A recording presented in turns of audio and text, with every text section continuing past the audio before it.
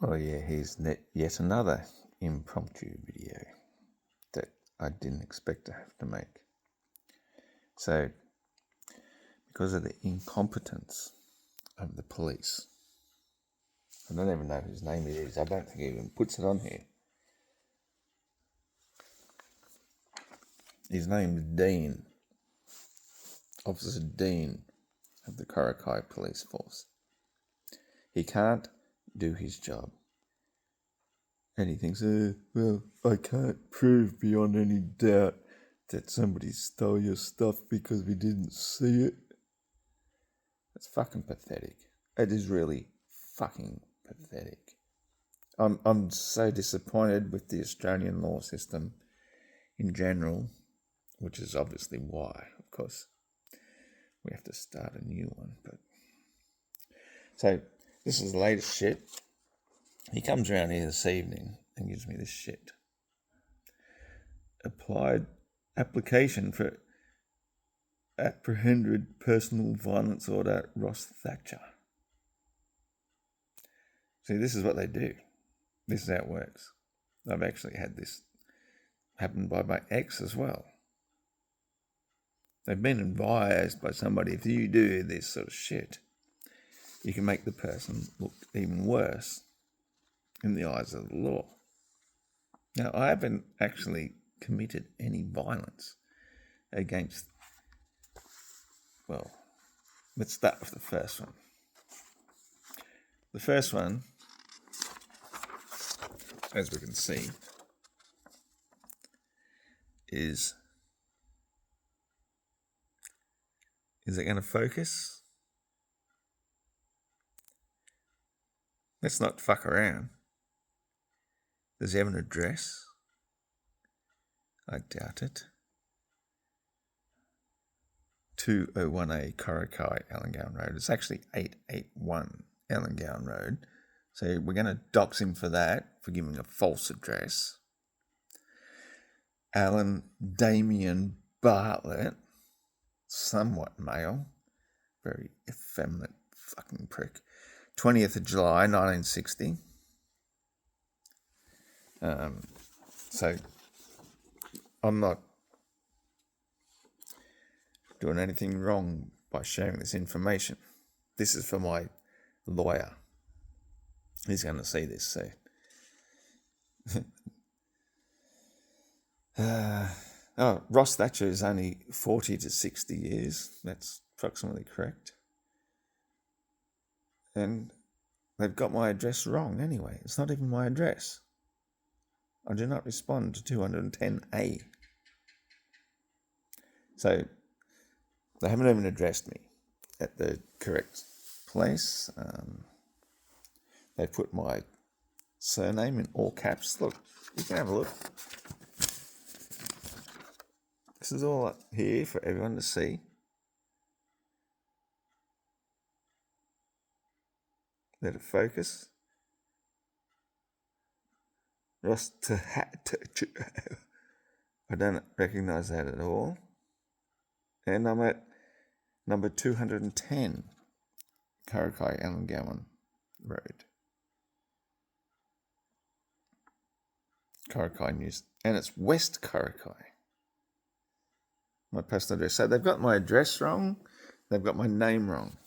So anyway, no doubt, as long as I identify as that person, notice the applicant, it is an offence under the Crimes, Domestic and Personal Violence Act 2007 to make a statement in this application that you know is false or misleading in a significant respect. The maximum penalty for that imprisonment is for 12 months or $1,100 or both. Notice to defendant. So look, he's got my address wrong to start with. We'll just call that a technicality. I mean, a judge is going to look over that. I'm directed to attend the Casino Local Court on the 13th of November 2024, 9:30am Casino. If you fail to attend, the court may take orders against you or issue a warrant for your arrest or bring you before the court. You can get further information of this document from the court registry, a legal practitioner, Law Access New South Wales on blah, blah, blah, blah. In fact, we'll have a quick look at that because it is there. It is there. So I'm not making any of this bullshit up. The applicant is making an application apprehended personal violence order for the following reasons. I've known the defendant for 5 years and the nature of our relationship is former friends. Alan, you were the landlord. You were never my friend. You never even pretended to be my friend. Even when you and Hashini met us, you were never my friend. You were a vile piece of shit back then. And the way I asked some questions toward you, even Hashini was looking at me like, fucking hell, this bloke can see through you. You were not my friend. So you've already made a false claim that we were friends. I've never been your friend. I took your acceptance to let me live on your property as a last resort when I was able to apply to get my superannuation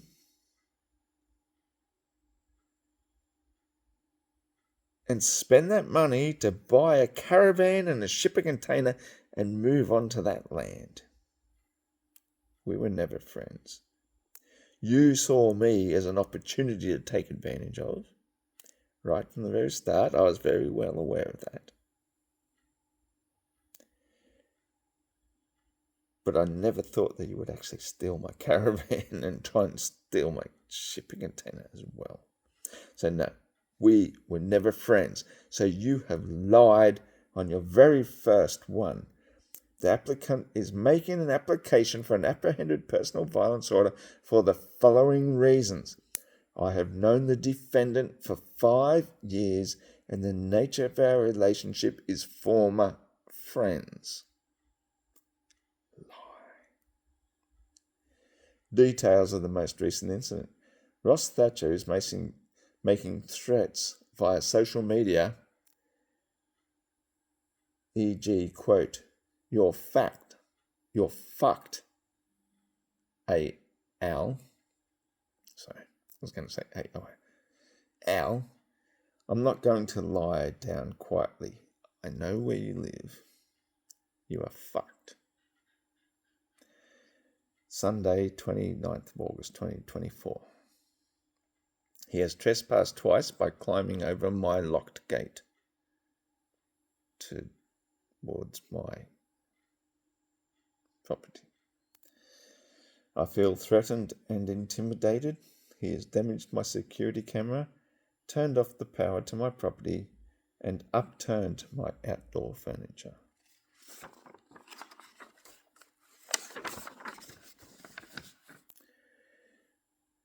I have a heart condition and it's affecting my health. Friday, 16th of August 24, he parked his work vehicle outside my property and stood out front trying to intimidate me. Details of prior history, numerous threats on social media and text messages. So on that particular day, I actually, on my way home, went past my prior home, my residence, where my caravan and my shipping container were. I took some video. I took some evidence of what you were doing to my stuff. I don't see how that's intimidating unless you were doing something illegal like stealing my shit. You fucking asshole. Is there any existing commercial relationship between you and the defendant? Nope. Do you owe the defendant any money? Yes, you do. You owe me $35,000 and I've sent that to you in a registered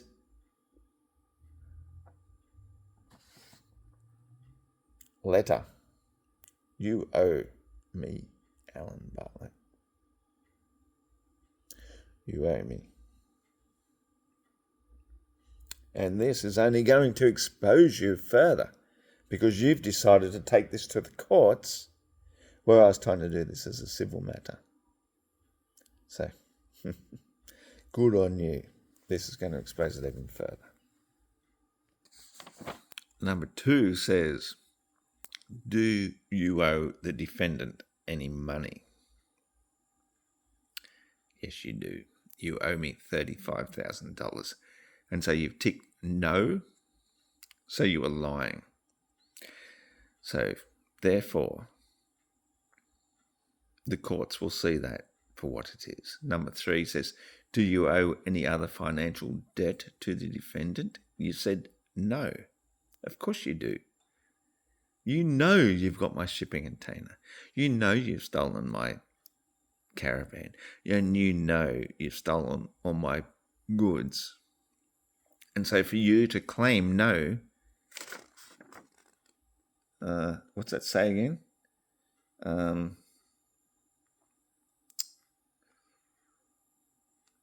think I saw it somewhere. Something about 11 months or... Hang on. The maximum penalty, imprisonment for 12 months or $1,100 or both. So you are lying on this statement. You are lying on this statement. You know you owe me for my caravan and my shipping container and all the other possessions, especially all the stuff that I had stored inside my caravan. $35,000 worth. So if you seriously want to do this and take this to court, be that upon you. Because I'll be there. I'll stand there. I'll be there. Do you owe the... number 4, does the defendant owe you any money? You could say yes. You could say, yeah. You could say that I owe you money. Now let's talk about that, Alan. How much money do I owe you? Because when I rented that property off you for $50 a week and I started putting that $50 per week into your bank account, you specifically told me not to do that because it fucked up with your Centrelink payments. So if you want to claim payments while you're claiming Centrelink, that's something else that the courts are going to consider very seriously because you did not want to see me putting in money into your account because you wanted to do it all under the books, didn't you? So if this is your statement, which I have in paper, and you think you can just slide under the system and Centrelink, whoa, how much was he paying you all that time? And you actually increased my payments from $50 to $100 per week, and that the reason you got shitted off with me and why you said, you don't want me living there anymore is because I told your previous partner, Hashini, that I'm actually paying you $100 per week while I was living there until I stopped living there. $100 per week, Alan. Do you remember that? Is that the reason why you lost your brain, you lost your mind, and decided you would kick me off the property? I think Centrelink would be interested to hear about that. And what's your next one? Number 5, give details. Storage fees ongoing. Does the defendant owe any other financial debt to you? No. Well, that's very big of you. That's because you took my shipping container and you started using it for yourself. You actually changed the locks on it and started using it. So if you were to charge me storage fees, Alan Bartlett, Alan Damien Bartlett, 20th of July, 1960. If you were to start charging me rental fees or storage fees, which you've said no on number 5, very clear.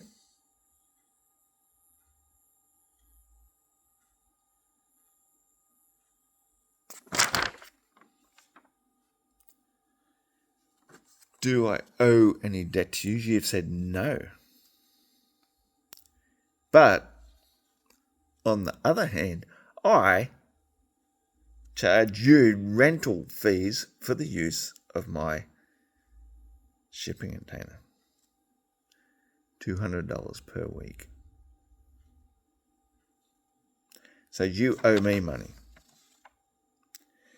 Has there ever been a court case or legal proceedings involving you and the defendant? No. Number 6. Good. So, yes, I have actually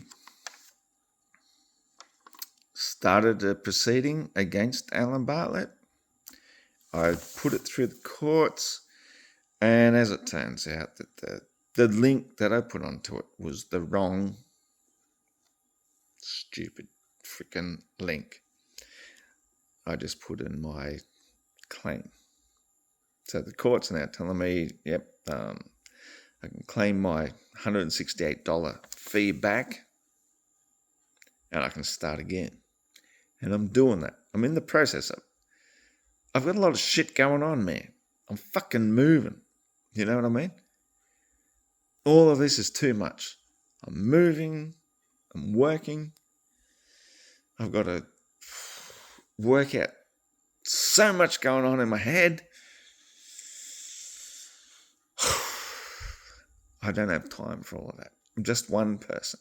I'm just one man. I'm doing the best I can. And then I've got one from Alan Lee. So let's have a look at this. Let it focus. Let his details be read. And then I'll read them out to you. From Rodney Lee, the gentleman who was living on my property while I'm there, who offered me this place where I'm living right now to come and live. They saw an opportunity to steal all my shit. That's all they've done. They said, we'll steal his shit, we'll get his caravan, we'll get his shipping container. How are we going to do that? Oh, I know.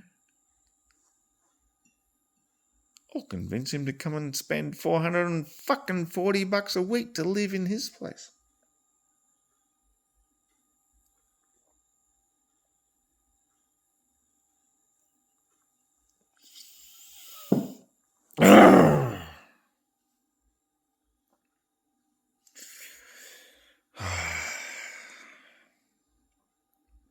Yeah, I'm a bit mad. I thought he was a nice guy. When he offered me to live in this place, I thought, fuck yeah, running water. I hadn't had running water for 18 months living on Alan Bartlett's piece of shit swampland that he gave me. That I provided my own accommodation to, mind you. So, of course, yeah.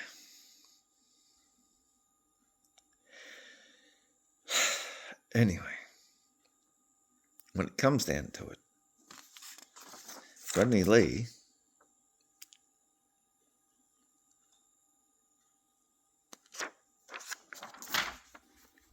my current landlord, turns out he was the only one that had the key to the property, to the place where my caravan was stored and my shipping container.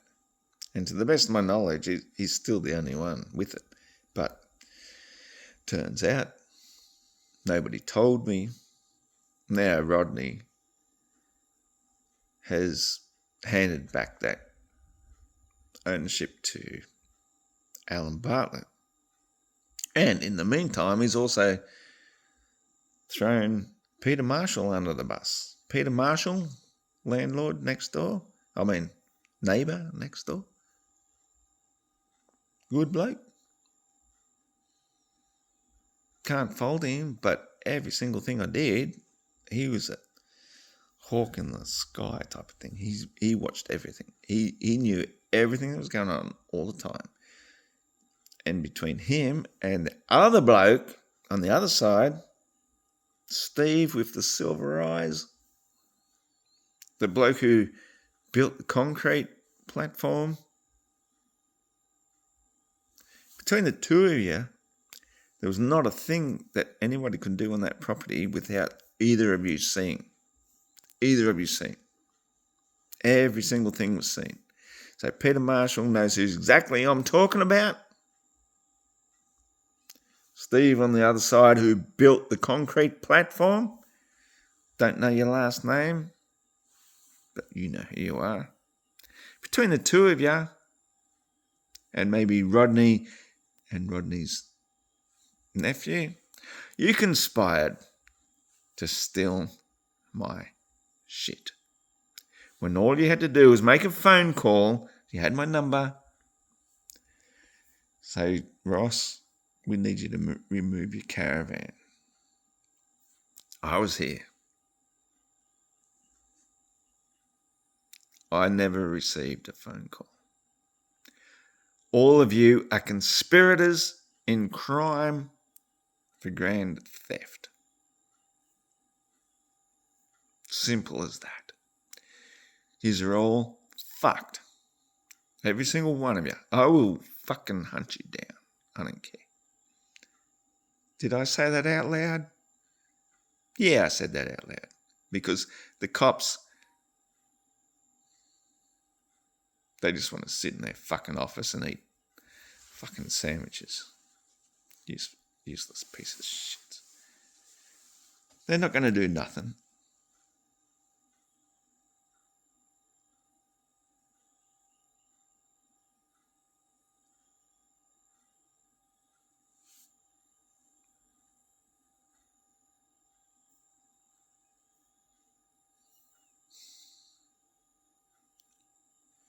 You want to look long and hard into yourself. Look in the mirror.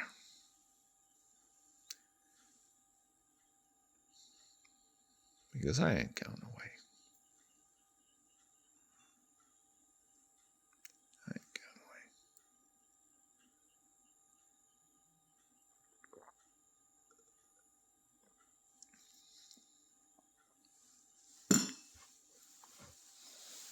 away. I'm here.